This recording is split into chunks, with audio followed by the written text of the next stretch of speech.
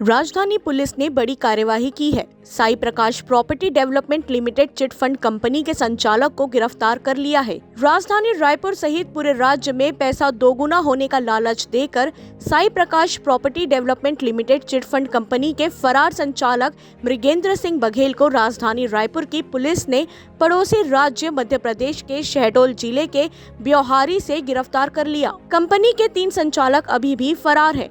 वहीं उमरिया जिले के मानपुर में पुलिस ने 200 एकड़ जमीन के दस्तावेज भी जब्त किए।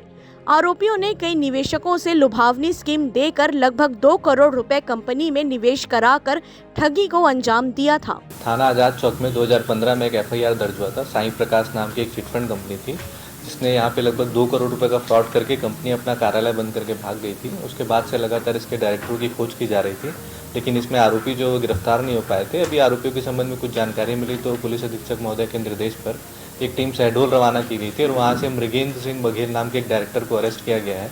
ये वहाँ पर रेत खदान का काम कर रहा था और इसका एक भाई के संबंध में और जानकारी मिली थी, लेकिन वो पुलिस टीम ने जब इसको उठाया मृगेंद्र सिंह बघेल को तो वहाँ से फरार हो गया। उसके बारे में भी पुलिस टीम वहाँ पे लगातार पतासाजी कर रही है। इसको गिरफ्तार करके यहाँ पर लाया गया है और इसको न्यायिक रिमांड पे भी जेल भेजा जा रहा है।